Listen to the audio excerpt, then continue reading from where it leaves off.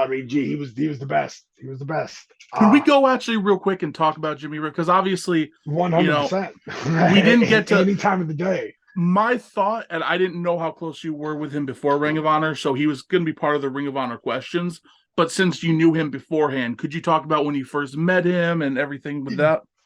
Jimmy was my third match in Georgia, and neither one of us were 18 yet. I mean, we were babies, right? Uh, his birthday's December 8th. Uh, so I'm like 3 months older than him, but he was always my big brother.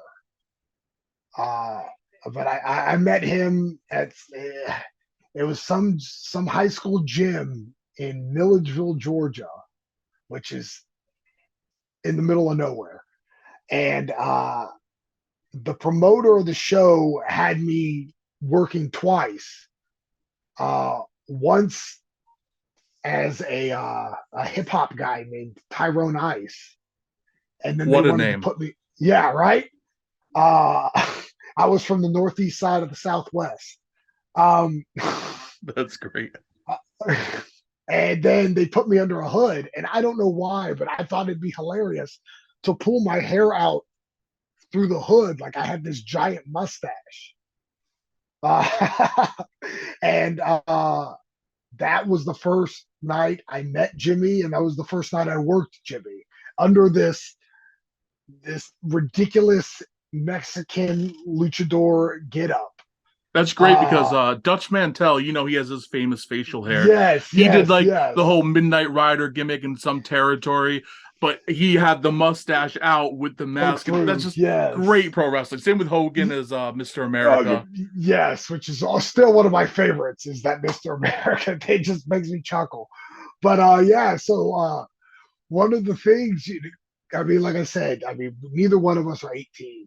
I mean, we were both babies, and we were just kind of finding ourselves in pro wrestling. Neither one of us. I mean, I doubt there's even footage, but if I were to go back and watch it, I mean, it'd be apparent we had no clue what we were doing, yet we had all the answers, right? And my favorite part is of that match will always be. I used to rib Jimmy about it all the time.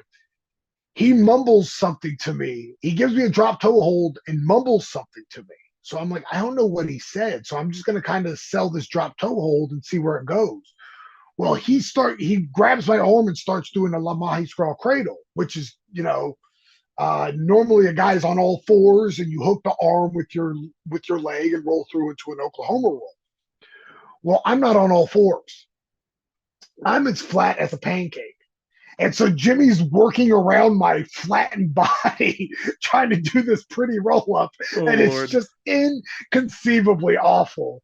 Uh, and for years, I mean, because Jimmy and I ended up wrestling probably 8 million times.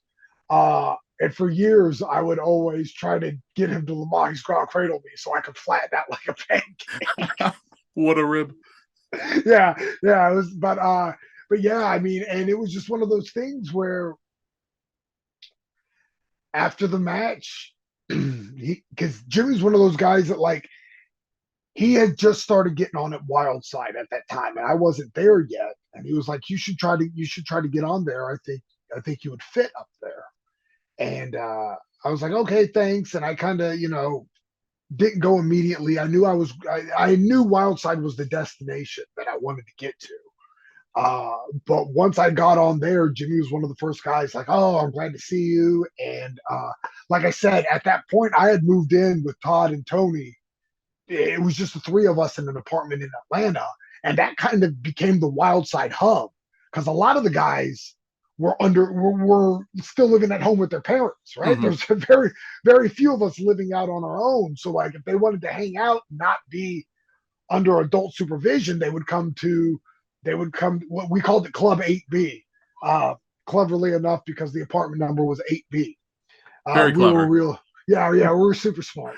Uh, but that's really where mine and Jimmy's friendship grew. Is Jimmy was there all the time, and for whatever reason, I mean, he just he just took a special liking to me, and I mean he was my best friend till his last day. I mean he's the guy I look up to most in pro wrestling. Uh, I still text him. I'll send him messages on Instagram or whatever. Uh, just most of the time it's ridiculous stuff.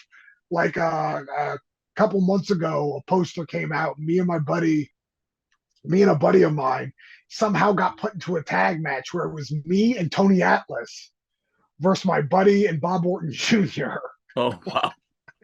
And so when the when the when the graphic gets sent to me, I'm just like, this is Insane. this is beyond ridiculous. Like none of this even remotely makes sense. So like I sent Jimmy the screenshot. Just like, dude, this look what you're missing, man. Yeah. This how absurd. But yeah, I mean Jimmy was more more of a brother to me than probably any person on this planet. That's Uh, special. It sounds like a special friendship, a real yeah, special friendship. yeah. I mean, it's like I still stay in touch with his widow and his son. Uh, I could tell Jimmy Rave stories for hours.